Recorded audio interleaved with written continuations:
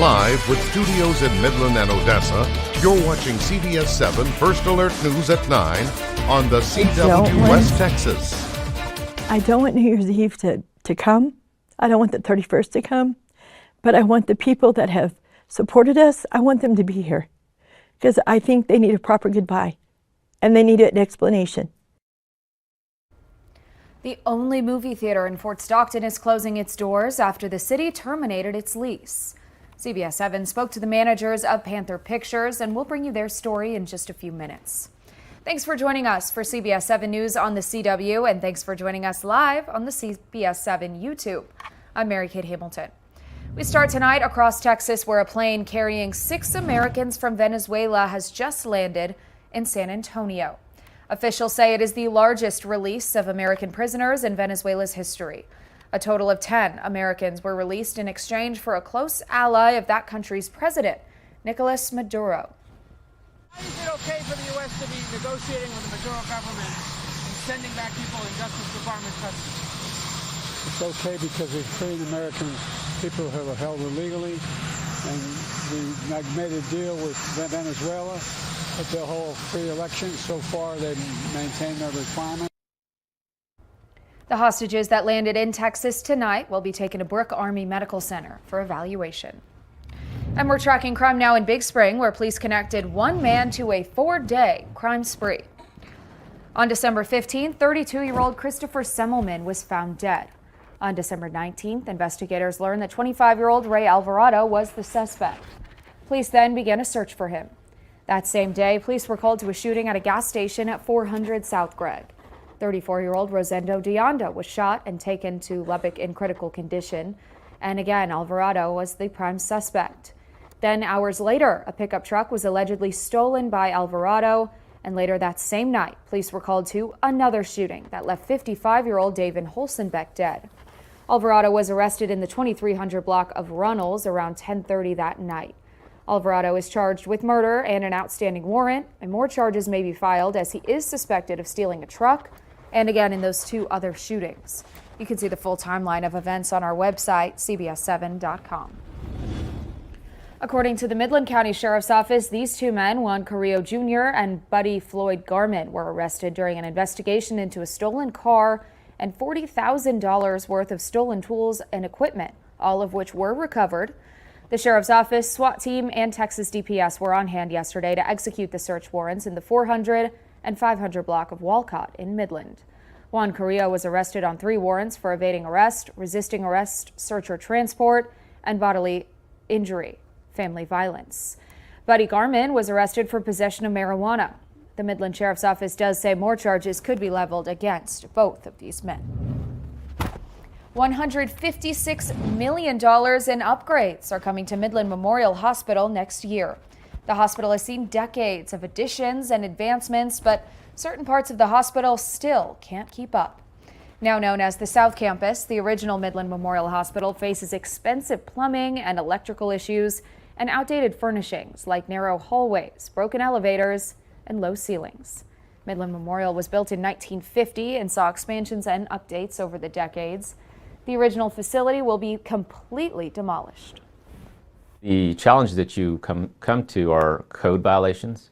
You also get to the technology limitations. You can't add the same technology you would add in a newer facility to the older facility, so you have to make those modifications, and those modifications sometimes are much more expensive than it would be just to build a new facility. First, they have to move the departments that work there. That's where a 4-story building across from the hospital at N Street and Illinois Avenue comes in. The hospital will also use existing patio areas as build-out areas and save room on campus to avoid facilities as Midland grows. We're subtracting 238,000 square feet, adding back about 115,000 square feet. So that's a lot less square foot for our facilities team to maintain. It'll reduce utility bills. So it'll make a better use of the space that we have, and being able to eliminate about 120,000 square feet overall will save the hospital system some money. The upgrades will take several years to complete, and that'll start in spring of 2024. Time now to talk your weather forecast. We could be seeing possibly some rain early this morning. Let's check in with Chief Meteorologist Tom Tieferteller. Tom? Yes, you might need those umbrellas a little early because we are going to see a little disturbance roll in with a few showers. Right now we can see that on the West Texas view of the satellite and radar. Again, across far west Texas, picking up some showers, some occasional heavier rain mixed in there.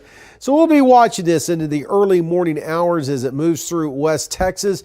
Futurecast showing that again rolling through in the early morning hours coming up on Thursday. It picks up once it hits better Gulf moisture here across portions of north central Texas. So dealing with that in your travel coming up for tomorrow afternoon and into the evening hours. As we move in towards Friday, still dealing with some of those showers across portions of southeast Texas. We're watching this next system across the Pacific Southwest. Well, that is going to bring in the possibility of more rain into our forecast coming up for Saturday. Right now outside, we're looking at the mid-50s. Plenty of clouds out there across the area. And that's going to bring a bigger change to our forecast again overnight tonight as Gulf moisture starting to swell into the area on some gusty southeast winds. So again, 2 shots at some rain, but better weather ahead for Christmas. If you take a drive down any street at night, you're bound to see at least one house all lit up this Christmas season. But on Neely Ave in Midland, there's one house that's decked out thanks to the help of some friendly neighbors. CBS7's Tyler Poglich took a drive out to Midland and joins us at that house now. Tyler? For the last 15 years, Joel Buckingham has been giving not just his neighbors, but also West Texans a show with his amazing Christmas light show. However, during those 15 years, Joel has been limited on what he's able to do, and that's because 19 years ago in a car accident, Joel broke 4 bones in his neck, leaving him quadriplegic. Joel Buckingham has been putting up Christmas lights for 15 years now, but not just any Christmas lights. He programs pixel lights to go to music. He spends countless hours programming these lights to give West Texans a show. And because I really enjoy it, I think it looks pretty cool, but it's also the community. Everyone really likes it, and after the first few years, I thought about taking a break, and then people started coming up to me like in the stores and stuff, saying like, oh, I can't wait to see this year's lights. And so I've never taken a break because I feel like I'd be letting people down. Joel works in sound and lighting, so he thought what better way to do what he loves and apply it to Christmas lights. And because of what Joel does with his house, people come back every single year to watch his show. It's pretty cool. It feels good. Some people have been bringing their kids like all through their childhood. And the reason why Joel needs help putting up these Christmas lights is because 19 years ago, Joel was up in Lubbock when he got into a car accident where he would end up breaking 4 bones in his neck. And I broke C4 through 9 in my neck, so I'm quadriplegic. And because of Joel's accident, he gets help from those that are close to him to put on a show every single year. Joel's girlfriend, Elizabeth Moore, has been helping Joel put up Christmas decorations for the last 4 years now, and during that time has seen Joel's vision become a reality. Oh, it's super neat. I love watching him work and how excited he gets whenever he sees the end show come together, all of his hard work programming and everything. Each year on Christmas Eve, hundreds of cars line up the streets just waiting to see the show. It's pretty special. I feel like that's why he's done it, is for the community every year. Whenever you see cars, kids giggling and laughing, and they're like, oh my gosh, like it's really neat to see that. Joel always has a donation box out front of his house, and this year's donations will be given to the Free Wheelchair Mission. Each show starts at 6:30, and you can come back out tomorrow night through New Year's Day. Reporting for CBS7 First Alert News, I'm Tyler Poglich. We're going to stick with our holiday news. Thank you, Tyler. Meals on Wheels of Odessa partnered up with 6 local restaurants in the Odessa area to raise money to combat hunger. The restaurant that raised the most money won a Soup for Seniors trophy. All 6 restaurants made soup for people to order. But instead of paying for it, they were just asked to make a donation. Pat's Place Lounge won first place in the inaugural fundraising competition. Altogether, the 6 restaurants raised $1,000, and that will be doubled by Copper Key Realty. The $2,000 total will provide 500 meals to seniors in need. Well, fundraisers like these really help us to expand our mission. When we look at our list of clients, there are some who just don't fit into the right boxes, and we don't want to turn anyone away. So when we have fundraisers like this, it allows us to have the funds to serve those people. While this is the last fundraiser event for Meals on Wheels of Odessa this year, they're hoping to make that fundraiser an annual tradition. A popular entertainment area in Fort Stockton announced that it will close its doors by the end of the year. The city claims the closure is due to failure to establish an amicable landlord-tenant relationship. But the theater's management team says there's more to the story. The mother and son duo running Panther Pictures say this wasn't an idea they had to make money, but rather to bring a need to people in the area. Colette's son says he sent the city emails after a concert hosted by the city left the entrance to the theater with trash and beer bottles scattered. He says this email started an argument between them, and eventually that led to their lease being terminated. Not because we didn't provide a service or a good business or extra events. It is because in their terms, we did not get along with them. And I'm devastated. The announcement of the theater's closure sparked outrage on social media, and it got so much attention that yesterday a person with the city called asking for a favor. We have been asked to post something on our page that would calm the people, you know, calm our supporters, I believe were the words used. CBS7 has reached out to the city of Fort Stockton, but we have not received a response. Now for a look at today's top headlines shown here in real time with real viewers on CBS7.com. See all of these stories and more. Just download our app or go to our website, CBS7.com. Still ahead, Christmas travelers are getting a break at the pump. We'll tell you more about what that means for West Texans in your oil and gas news on CBS7 News at 9.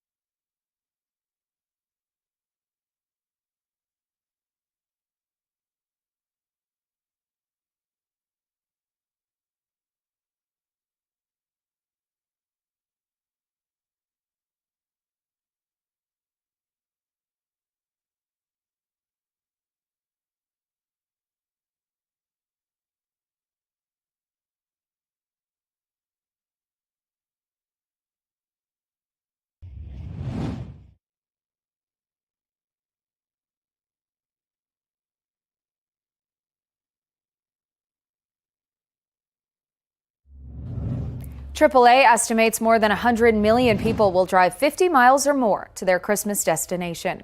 Many of those drivers are getting the gift of lower gas prices. CBS's Christian Benavides reports. Drivers at gas stations around the country are getting a welcome sight: lower prices. According to AAA, the national average is down about 20 cents a gallon in the past month and about 80 cents since August. A big relief for Julien Bueres, who drives a large truck for work. Well, this is a 35 gallons, so imagine it goes from $100 a fill up to $80 a fill up easily.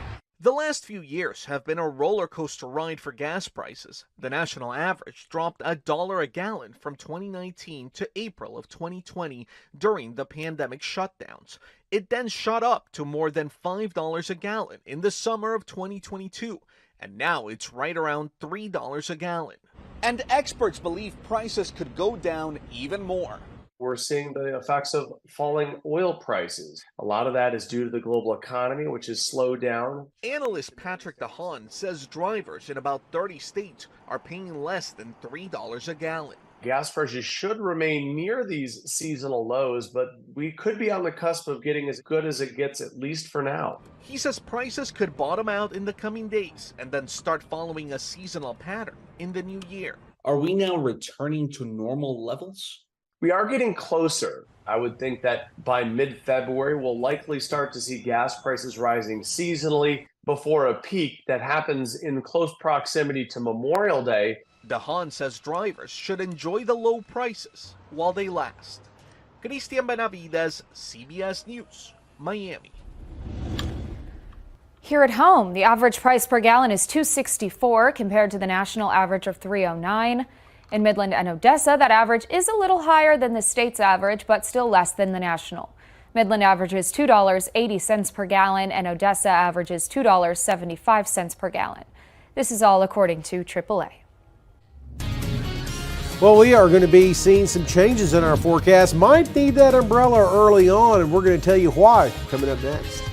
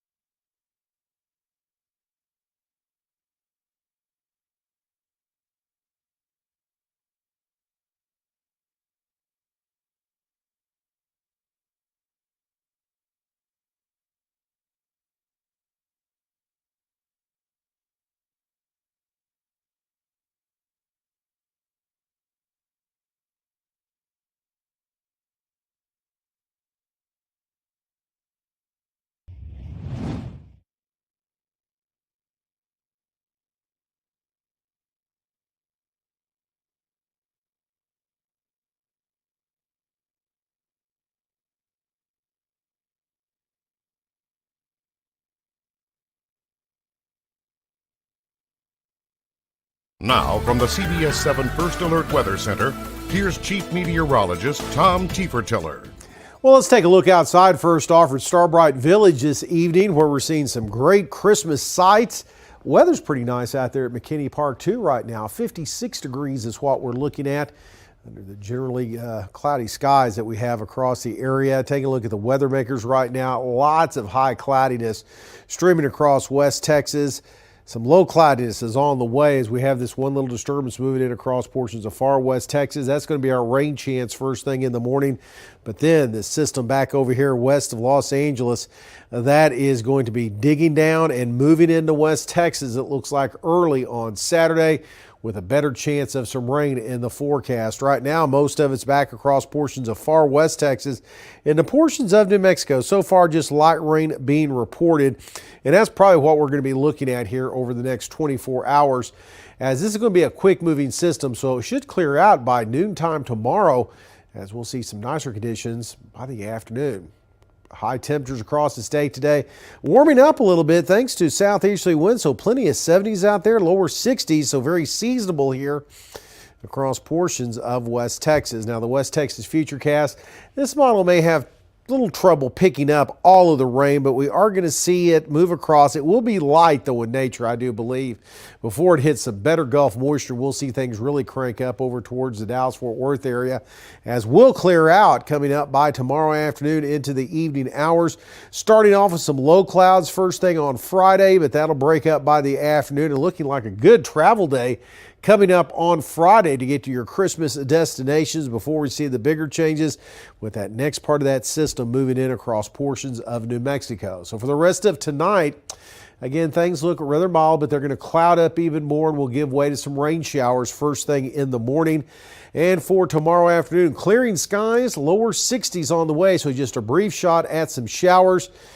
We'll see a break on Friday, so that's going to be your best travel day before the holidays, and then we'll see the rain start to move in once again on Saturday. It's going to be a better shot at some showers in the forecast, but then things rapidly clear out and a cold front rolls in just in time for Christmas Eve and Christmas Day. Thank you, Tom. Still ahead, it was early signing day for college football. See where some local stars are headed up next in sports.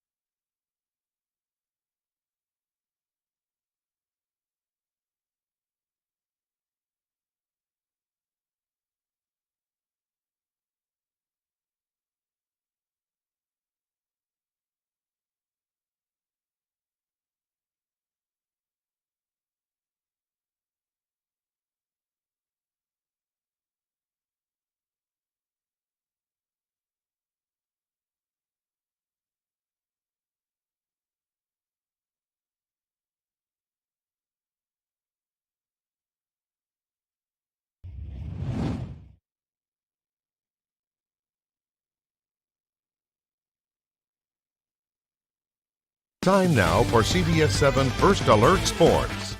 When I found out that I broke the passing record, it was... After that game, I found out that my papa wasn't able to make it, and I really tried to dedicate that season to him, and I gave everything I could. That was an emotional Midland Legacy quarterback Marcos Davila crying as he signs to play football at the collegiate level. This is the early signing day for Division I college football, And Marcos is one of the best quarterbacks to ever play in West Texas. He signed with the Purdue Boilermakers. Marcos started 3 years for the Rebels, leading them to 3 straight district championships. Davila is the Rebels' all-time leader in passing yards and passing touchdowns, and his grandfather passed away on one of those record-setting nights, and Marcos was thinking about his grandfather today. I just like to thank him for everything that he's done for me, and he's always been there for me and supported me. He's at all my games. And what do you think your grandpa would think about you signing today and going to Purdue? He'll just pinch me as always and just tell me that he loves me and just tell me that he's always proud of me. So. Well, he's going to make me cry too. Purdue is a Big Ten team in Indiana, my home state, and they run an air raid offense. Marcos will enroll early this January and compete in spring practice. I know he's going to love it. Be sure to tune in to CBS7 News at 10 for more First Alert sports coverage with Jacob Brandenburg. Still ahead, for the first time ever, a fictional character has been ranked among Forbes' most powerful women. We'll tell you all about their decision next on CBS7 News at 9.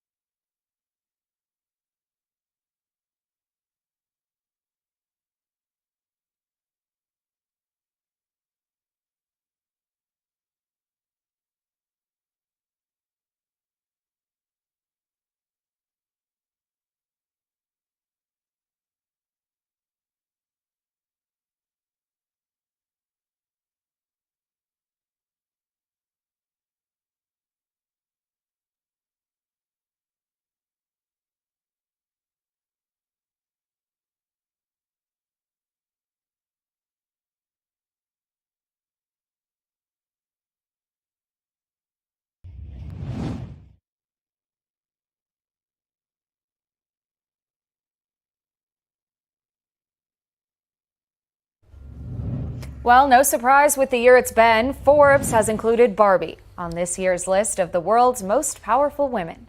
She's the first fictional character to be chosen for the list. Forbes pointed to her 2023 Warner Brothers movie, of course, and the publication says Barbie emerged as a symbol of female empowerment since her debut in 1959. Barbie has worked over 250 different jobs, including an entrepreneur, architect, astronaut, even a U.S. presidential candidate, and I know for a fact she has been a news anchor as well. The Forbes list of the world's 100 most powerful women also includes Taylor Swift, Kamala Harris, Oprah Winfrey, and of course, Beyonce. So there you go. Not many surprises on that list. No, it's definitely been the year of Barbie and Taylor Swift. It sure has. It sure has. Well, we're looking for the Christmas forecast and what the weather's going to do. It looks like we may see a couple of showers early on tomorrow, but then we'll clear out a little bit, so allowing for good travel later tomorrow and into Friday. Saturday, though, a better chance of some rain moving into our forecast. So we're going to keep that in mind with travel coming up for the start of the weekend. But the good news, Mary Kate, as we clear out just in time for Christmas Eve and Christmas Day. Perfect. It'll be all clear for Santa. All right, thanks for watching us here at 9. We've got more news coming up tonight on CBS 7 News at 10.